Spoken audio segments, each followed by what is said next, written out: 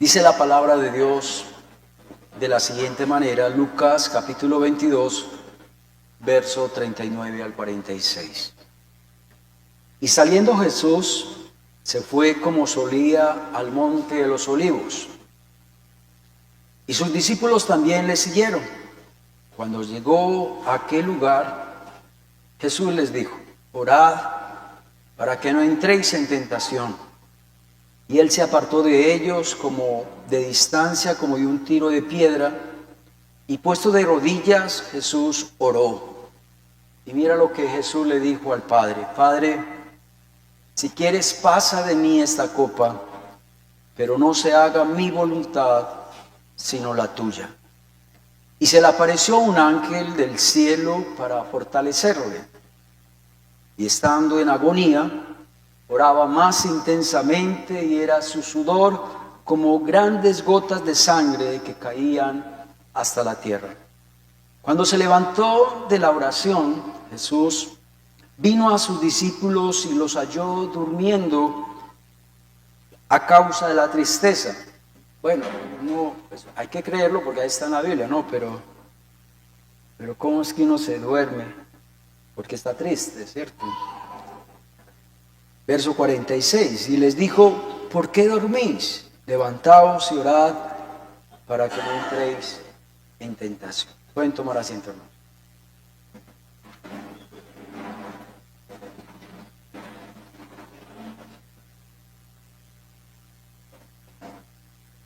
Cuando vemos a Jesús en el monte de los olivos, o más precisamente en el huerto de Getsemaní, dirá usted: pastor, pero ¿por qué el texto dice que el monte de los olivos? Y también hemos escuchado predicaciones que dicen que es en el huerto de Getsemaní. Les voy a explicar. El monte de los olivos es el área general, y el huerto de Getsemaní es la parte específica del monte de los olivos. ¿Sí me hago entender o no?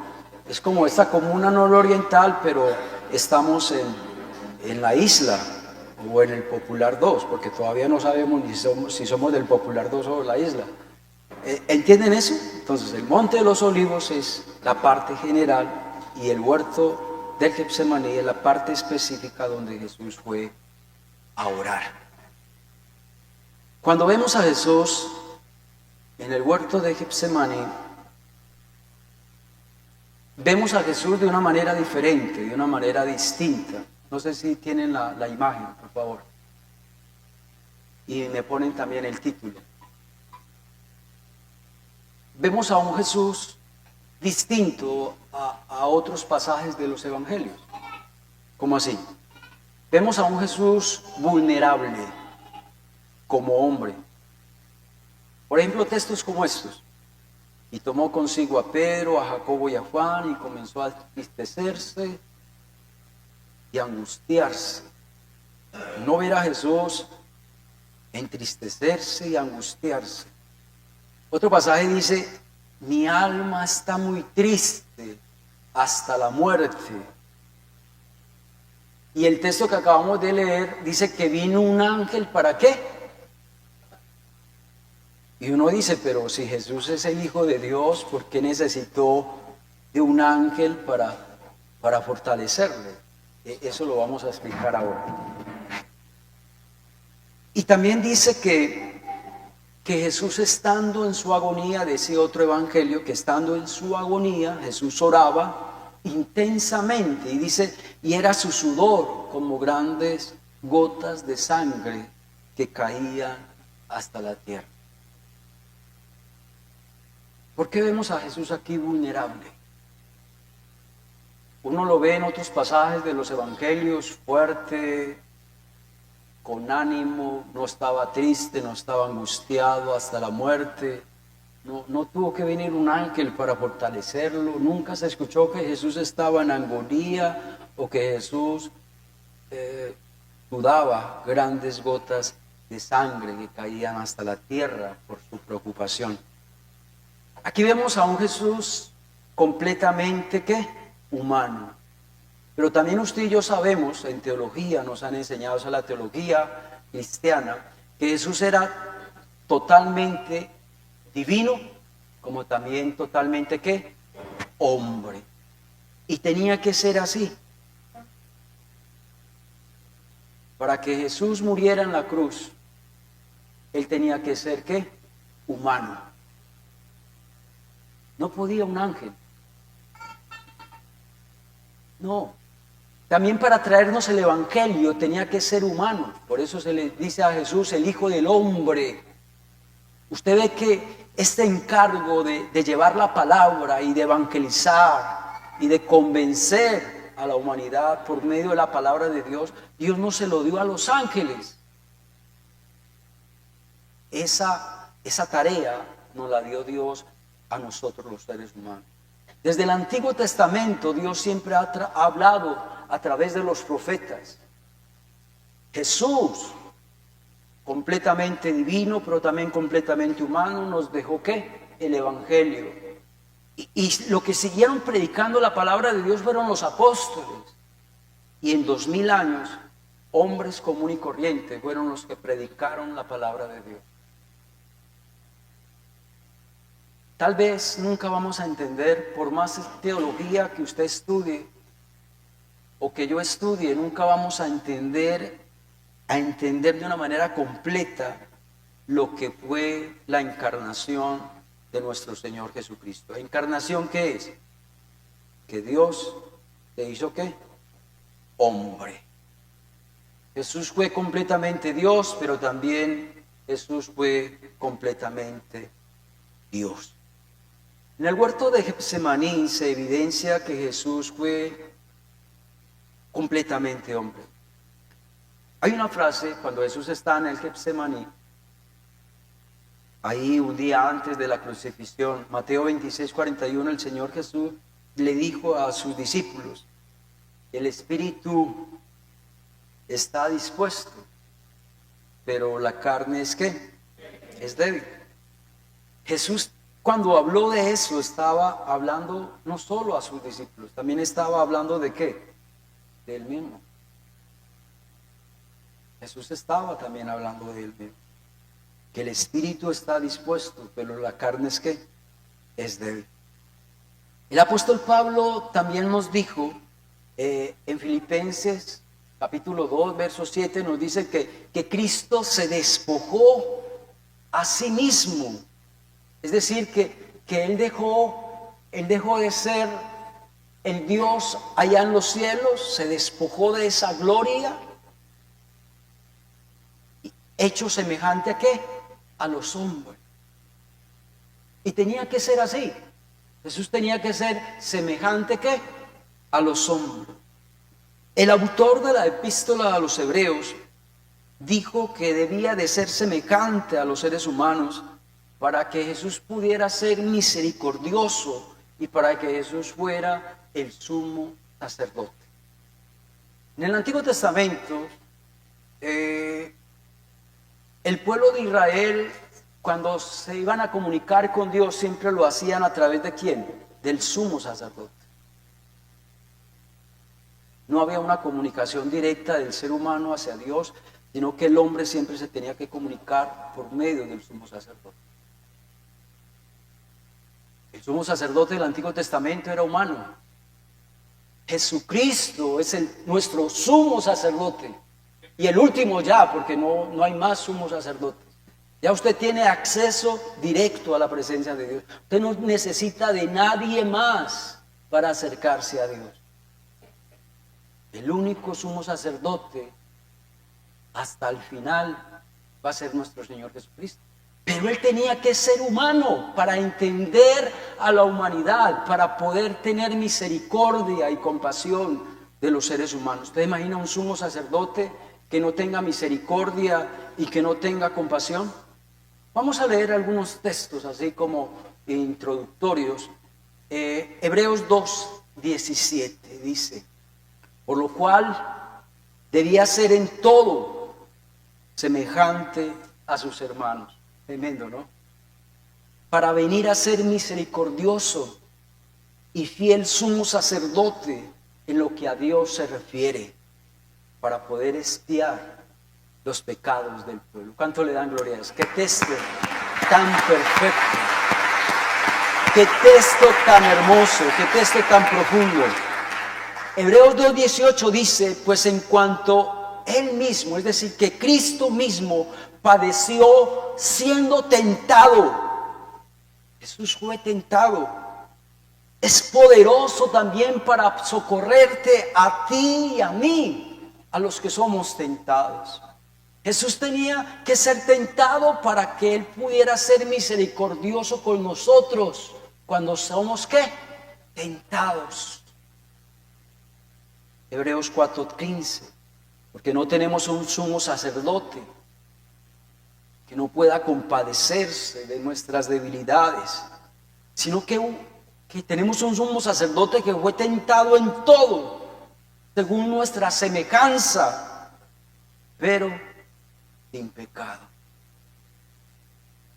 Este cuentico por ahí de que Jesús tuvo hijos, que tuvo esposa, que María Magdalena, poconón de vainas.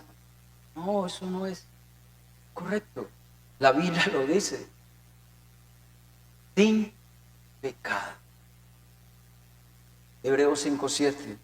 Y Cristo en los días de su carne, ofreciendo ruegos y súplicas. Este texto, los teólogos dicen de que este texto se estaba refiriendo cuando Jesús estaba en el ¿qué? En el Getsemaní. Cristo en los días de su carne, ofreciendo ruegos y súplicas, con gran clamor y lágrimas, al único que podía librarlo de la muerte, y fue oído a causa de su temor ¿qué? Reverente. Un teólogo dijo algo muy importante. Él dijo, en el huerto de Getsemaní fue donde Jesús peleó la más grande batalla. En el desierto, ¿se acuerdan? Cristo peleó con Satanás. Pero en el huerto del Getsemaní, Jesús peleó con sí mismo. Jesús peleó con su humanidad. Jesús peleó con hacer la voluntad del Padre o por hacer la voluntad de ¿quién? De Él mismo.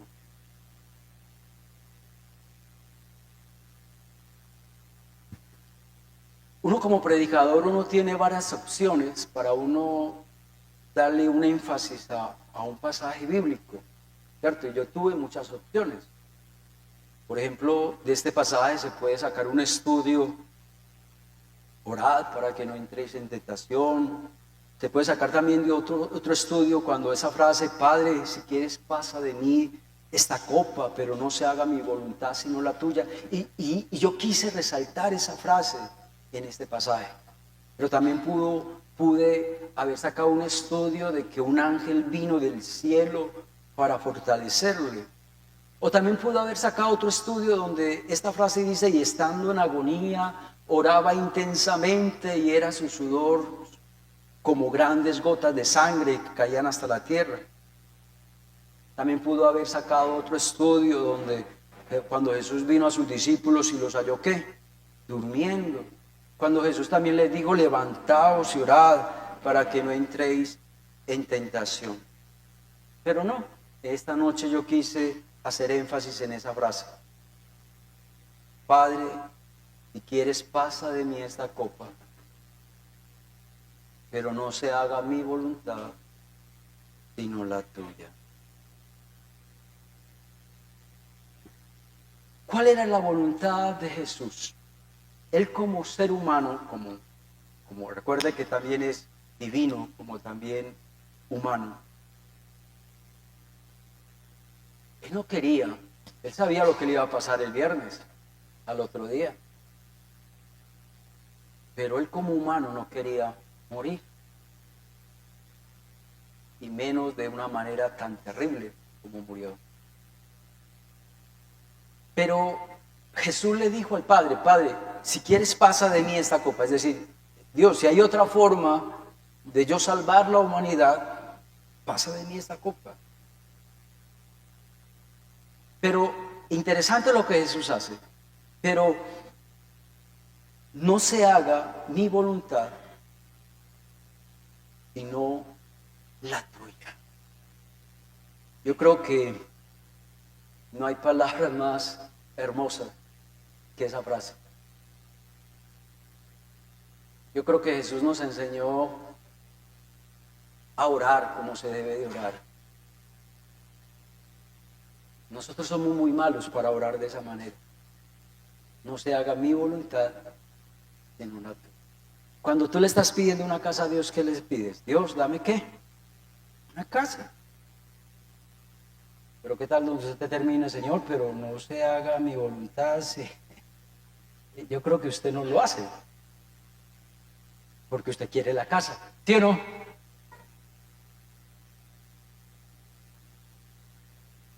Nosotros somos muy malos para hacer la voluntad de Dios. Nosotros somos así, Dios, dime cuál es la voluntad tuya. Y Dios le dice cuál es la voluntad tuya y usted mejor se va por otro lado. ¿Sí o no? Pero Dios le dice, no, es por aquí. Pero usted dice, no, Señor, yo voy a ir por acá. Y Dios le dice, pero es por acá. Y él insiste, no, yo me voy por acá. Somos muy malos para hacer la voluntad de Dios. Aquí todos los seres humanos somos así. Nosotros planeamos nuestra propia vida, lo que vamos a hacer o no. Yo quiero ser médico, yo quiero ser ingeniero, yo quiero casarme, quiero tener 2 hijos. ¿Sí me hago entender? Quiero trabajar en tal empresa. Y muchos de nosotros planeamos nuestra vida. ¿Será que eso es correcto?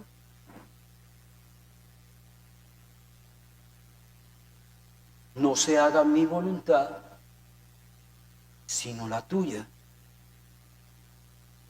Y luego somos tan conchudos que queremos obligar a Dios o doblarle el brazo a Dios. Dios se tiene que hacer en lo que yo digo, lo que yo quiero. Yo no quiero otra cosa.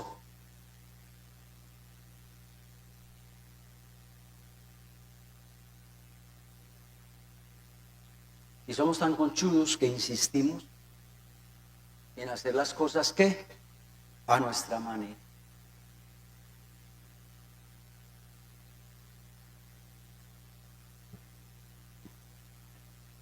Romanos 12:2 es un texto muy bonito, sobre todo en la parte final quiero resaltarlo.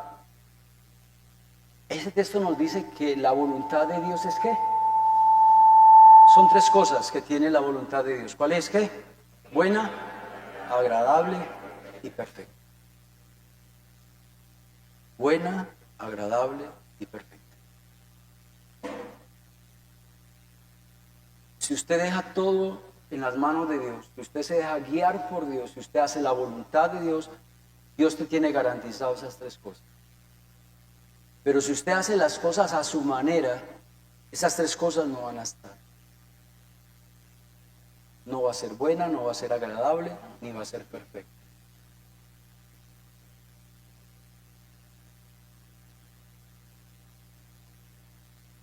Tremendo, ¿no? Yo no sé si ustedes sabían de que también dentro de la voluntad de Dios hay una voluntad permisiva de Dios. No sé si ustedes han escuchado alguna vez sobre la voluntad permisiva de Dios.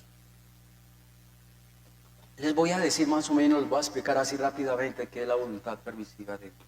La voluntad permisiva de Dios es cuando usted quiere algo e insiste en algo y Dios dice no es por ahí, pero usted insiste en que es por ahí. Entonces, ¿sabe Dios qué hace? Listo. Dios le dice, listo, pues haga las cosas pues como usted quiere. Haga lo que usted quiere. Recuerde que estamos a libre albedrío, ¿sí o no? Esa es la voluntad, ¿qué? Permisiva de Dios. Pero eso sí, no creamos que la voluntad permisiva de Dios es la voluntad perfecta de Dios. Es la voluntad suya. Y que esa voluntad que usted está haciendo no va a tener esos 3 ingredientes. No va a ser ni buena, ni agradable, ni perfecta.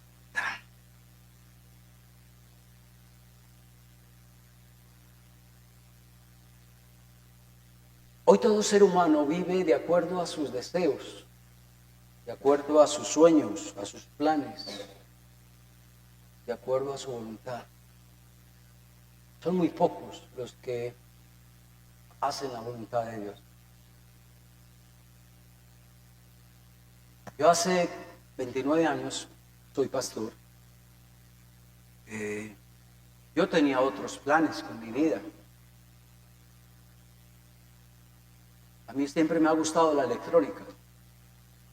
Y yo ya había hecho el primer semestre, iba para el segundo semestre de electrónica. Cuando el Señor me hace el llamado al pastorado, yo nunca lo deseé, nunca lo busqué. Dios, por medio de la profecía, me hizo el llamado. Y toda la iglesia Manuel Popular fue testigo de ese llamado. Porque se levantó un profeta y mentó mi nombre. Me dijo: mi siervo John Darío, yo te tengo para el ministerio.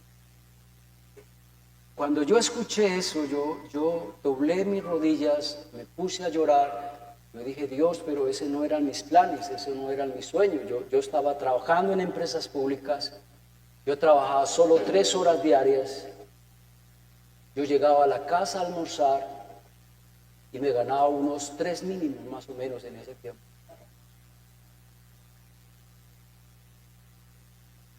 Ser pastor no es fácil.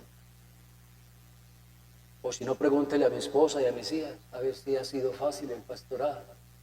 No ha sido fácil. Pero estoy haciendo ¿qué? La voluntad de Dios. Y en 29 años puedo decir de que, aunque he tenido luchas, pero puedo decir que la voluntad de Dios en mi vida ha sido buena, agradable y perfecta. Amén. Quiero aplicar este estudio en 3 áreas de nuestra vida, ¿sí? Y quiero dar esta aplicación de esta manera. Y quiero que leamos Salmo 143, versículo 10. El salmista mira lo que le dice al Señor: enséñame a hacer ¿qué? Tu voluntad. Parece como que uno no nace, como que no es fácil uno hacer la voluntad de Dios. Y uno nace con ese deseo de hacer la voluntad de Dios. Es algo que se debe ¿de qué? De aprender. Y usted y yo sabemos que aprender no es fácil, ¿o qué? O los que hemos pasado por una universidad, yo creo que no ha sido fácil. Trasnochos, lea, relea, lea libros, mande hacer exámenes, presentar trabajos. No es fácil, pero tampoco es imposible. Y Dios tiene muchas formas de enseñarnos. Y Dios quiere enseñarnos hoy a través de estas 3 áreas en las que quiero aplicar. La primera área, ¿qué tal si me la muestran? Enséñame a hacer tu voluntad en mi vida. Es algo que usted y yo debemos de decirle a Dios. Dios, como yo no sé cuál es la voluntad mía, de tuya en mi vida, entonces quiero que ¿qué? Que me enseñes.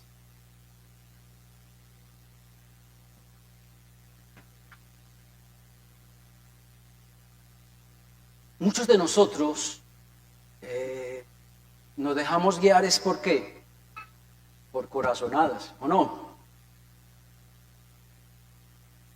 Muchos de nosotros nos dejamos llevar por unos ojitos bien lindos, por un sentir en el corazón. O muchos de nosotros nos dejamos llevar por las emociones. Es lo más falso que hay. Es lo más engañoso que hay. La Biblia dice que el corazón es lo más engañoso que hay y perverso. Las emociones es lo más perverso que hay. Por eso usted y yo no nos debemos dejar guiar por las emociones. Muchos de nosotros guiamos nuestra vida es de acuerdo a nuestros pensamientos pasajeros. ¿Usted no ha notado personas que hoy piensan una cosa y al ratico piensan otra cosa? ¿O no? Nuestra vida no puede dejarse guiar de esa manera. Es un peligro. Hay otros que se dejan guiar por los arranques de ira. Y uno con un arranque de ira puede destruir un hogar. Usted con un arranque de ira puede destruir un hijo. Usted puede destruir una persona con un arranque de ira. Usted con un arranque de ira puede matar a alguien y estar en la cárcel 30 o 40 años. Mira cómo usted guió su vida por un arranque de ¿qué? De ira. Tampoco debemos dejar guiar nuestra vida por nuestras propias ideas o por nuestros propios planes. Mis ideas no son las ideas de Dios, ni mis planes son los planes de Dios. El mismo proverbio lo dice, mis pensamientos, ¿qué? No son tus pensamientos. Pero nuestra vida la guiamos de esa manera, ¿sí o no? Arranques de ira, emociones, corazonadas, pensamientos pasajeros, mis propias ideas, mis propios planes, y así guiamos ¿qué? Nuestra vida. No se haga mi voluntad, sino ¿qué? La tuya. La segunda área que quiero que la apliquemos a este estudio es: enséñame, Señor, a hacer la voluntad, ¿en qué? En mi familia. La familia nos han enseñado eso, que es la base de la ¿qué? De la sociedad. Hay mucha gente que no sabe con qué se come eso, ¿cierto? Pero voy a explicarles un poquito. Hace 40, 50 años las familias eran más ¿qué? Más unidas, más sólidas, no había tanto divorcio, no había tanta separación, no había tanto suicidio, ¿cierto que sí? No había tanta depresión, no había tanto estrés, tantos traumas. ¿Por qué? Porque las familias eran ¿qué? Sólidas, unidas. Para separarse en eso era casi imposible. Les voy a decir, yo tengo mis 57 años, voy a cumplirlos ahora, pero en 57 años me ha tocado ver toda esta metamorfosis, todo este cambio. ¿Y por qué la sociedad hoy en día está como está? Porque la base de la sociedad está ¿qué? Destruida. Entonces, Señor, dile al Señor, Señor, enséñame a hacer la voluntad tuya en mi familia. Pero ¿qué pasa hoy en los hogares? Se hace lo que el papá diga. O se hace lo que la mamá ¿qué? Diga.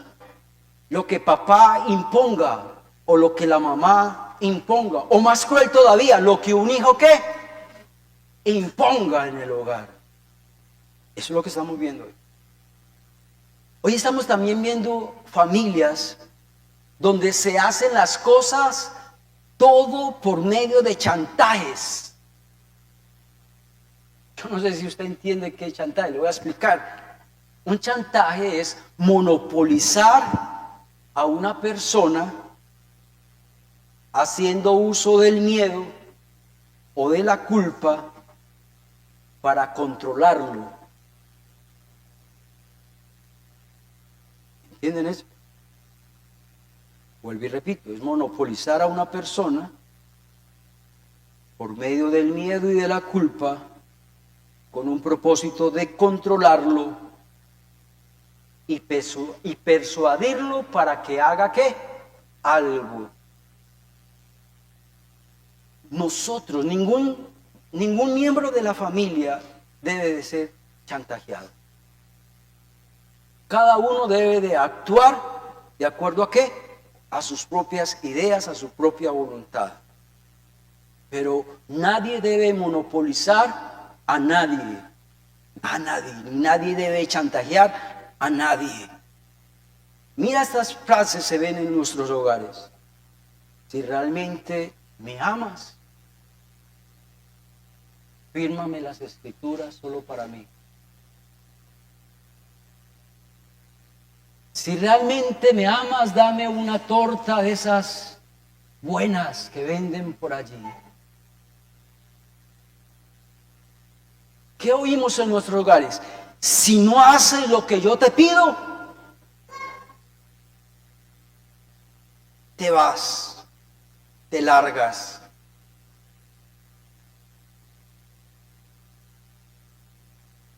Si no haces esto, no te voy a regalar. Si haces esto, te voy a regalar esto. Pilas con eso. Eso es chantaje. ¿Usted sabía eso? ¿Qué tal un esposo que le diga, si tenemos sexo hoy, te regalo las chanclas que estás pidiendo? Nosotros vemos feo eso, pero ¿cuántas veces nosotros le decimos a nuestro hijo, si vas a hacerme un mandado, te doy 2,000 pesos? Eso es chantaje. ¿Usted sabía eso? Si haces tal cosa, te doy el regalo de Navidad. Y si no, no te lo doy. Eso es chantaje.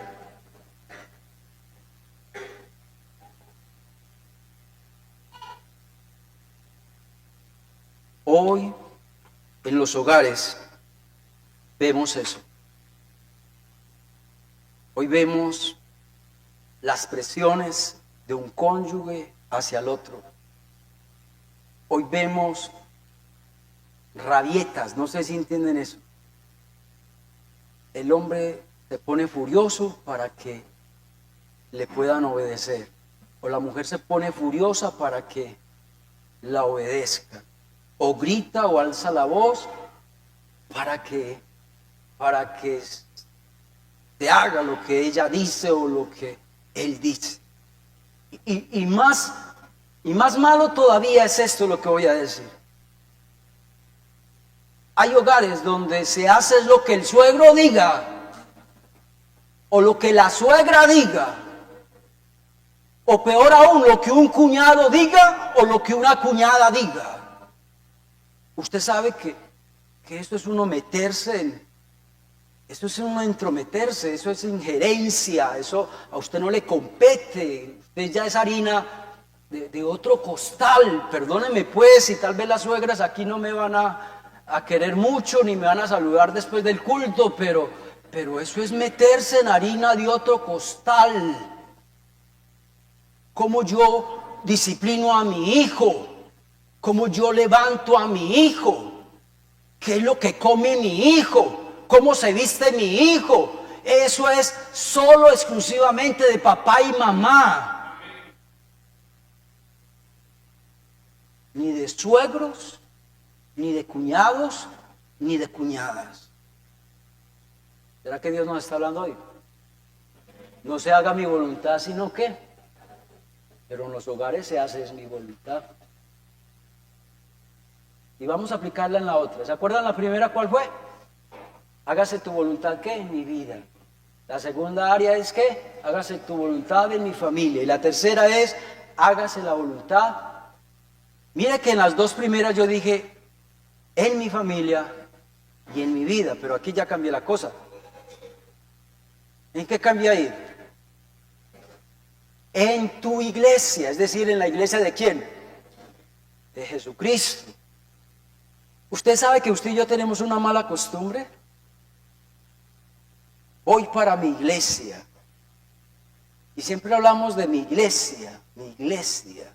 Y aún los pastores tenemos esa mala costumbre de decir, mi iglesia. ¿Cómo así que mi iglesia? Es la iglesia de Cristo. Amén. Y en la iglesia no se hace la voluntad tuya ni la voluntad del hombre, sino la voluntad ¿de quién? Del dueño. ¿Y quién es el dueño de la iglesia? Es Cristo. Pero en algunas iglesias,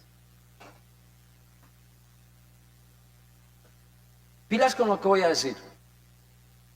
En la Biblia, y teológicamente hablando, la voluntad del pueblo no es la voluntad de Dios. ¿Usted sabía eso? En el Antiguo Testamento siempre se habló de teológico, es decir, el que gobernaba era Dios. en el pueblo y se hacía lo que Dios ¿qué?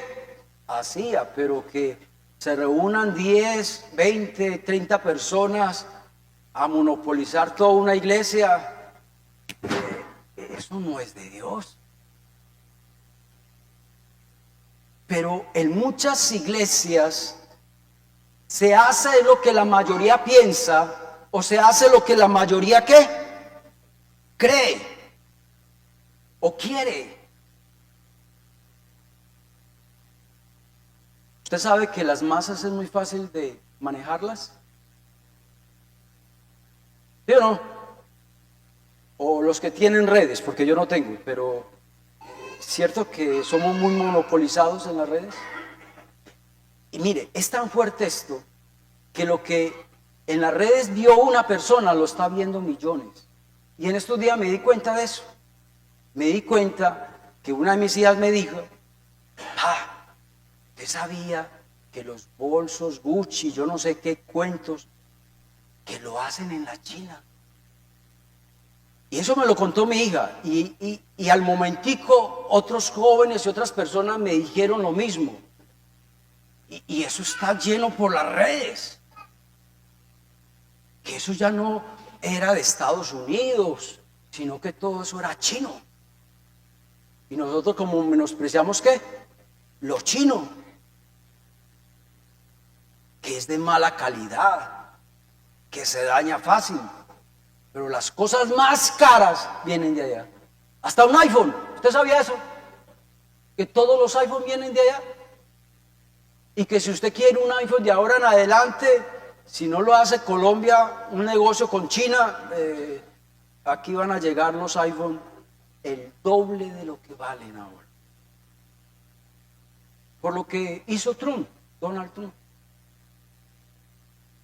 Hasta política le estamos metiendo a esto. Pero las masas son muy fáciles de manipular, ¿o no? ¿Usted sabía que por ahí hay un cuento que dicen que Donald Trump, tanto la primera vez como la segunda vez, fue elegido porque Rusia metió las manos? Rusia metió las manos para que Donald Trump fuera presidente. Y simplemente monopolizó ¿qué? Las redes sociales. Y con monopolizar las redes sociales, mira lo que pasó. Entonces las masas son muy fáciles ¿de qué? De manipular. Para que uno diga que la voluntad del pueblo es ¿qué? ¿La voluntad de quién? De Dios. Otra. Hágase tu voluntad en tu iglesia, Señor. A veces hay pastores que imponen. Se hace lo que yo diga, se hace lo que yo pienso, se hace lo que yo crea. Y a veces hay pastores que toman decisiones por mero capricho. Hay pastores que se dejan llevar por caprichos y obsesionados y tercos, y se hace esto y se hace así, se hace así, y la gente y el pueblo, la iglesia cree que no, es que la voz del pastor es la voz de Dios. ¿Quién dijo eso?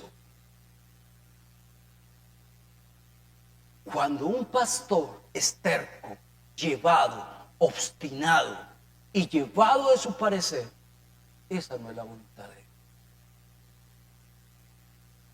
¿Me están entendiendo?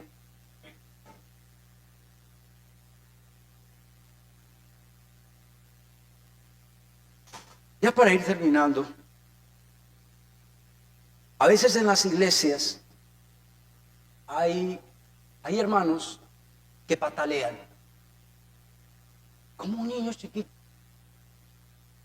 ¿Ustedes han visto a un niño pataleando y haciendo berrinches? Pues déjeme decirte que en las iglesias también hay así, hermanitos que hacen berrinches y patalean. Y hay hermanos muy peleones. Hay otros que son unos amores, pero hay unos que no los toque. Y pelean, y pelean. Y en la iglesia se hace lo que yo diga. En la iglesia se hace lo que yo pienso. Y si no se hace así, entonces me voy de la iglesia.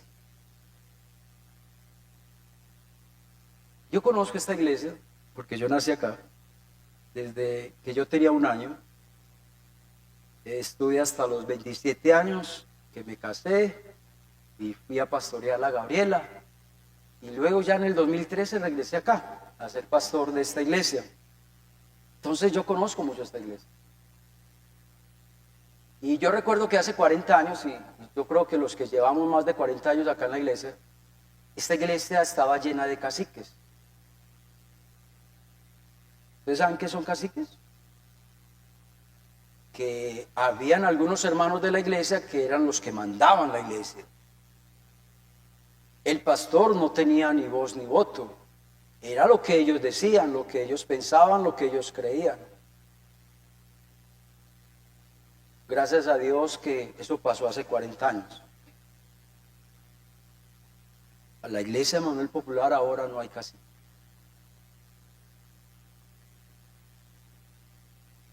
Porque ya llevamos 56 años, 55 años, y yo creo que en 55 años tuvimos que haber aprendido de los errores. Amén. Y esta iglesia, como tiene tantos años, entonces hemos pasado por todos esos, ¿qué? Todos esos procesos donde hemos aprendido. Pero hoy hay muchas iglesias donde hay caciques, donde ellos son los que mandan, ellos son los que sacan pastores. Y ellos son los que aceptan los nuevos pastores. No estoy exagerando. Yo estuve 22 años en el comité directivo, manejando y trabajando con pastores, dirigiendo pastores. Lo que digo es porque lo sé, por experiencia propia. En las iglesias también hay hermanos que se creen muy espirituales, entre comillas. Mucho cuidado con esos hermanitos que se creen más espirituales que otros. Y creen que ellos son la voz de Dios. Y que aún están por encima de ¿qué? La palabra. Mucho cuidado con aquellos hermanitos que les gustan las roscas. A mí nunca me ha gustado eso. Y yo creo que en 12 años que llevo con ustedes, yo creo que a nadie que me lamba le doy cargo. Yo creo que ustedes no han podido ver eso en mi vida. Ustedes saben que con John Darío no es así.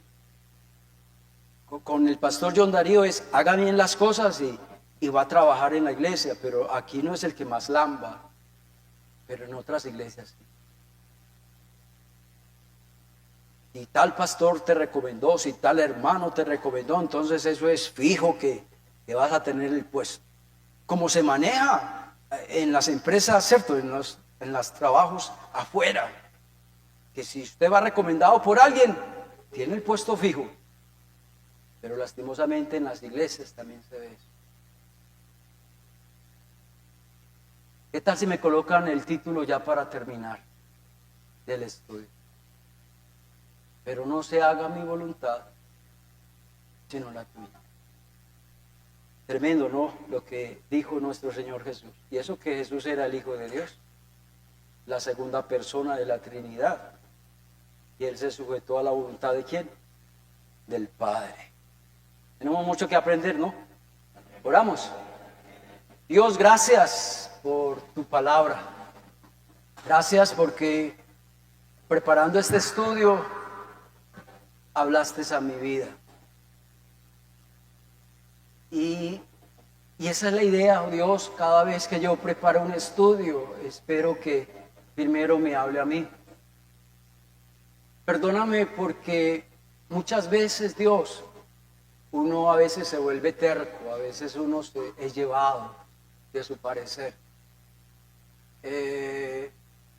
Ayúdame, oh Dios, a reconocer que hay una voluntad de Dios y que esa voluntad, si la hacemos, va a ser buena, agradable y perfecta. Llévanos en paz y en bendiciones a nuestros hogares. En el nombre de Jesús. Amén. Amén.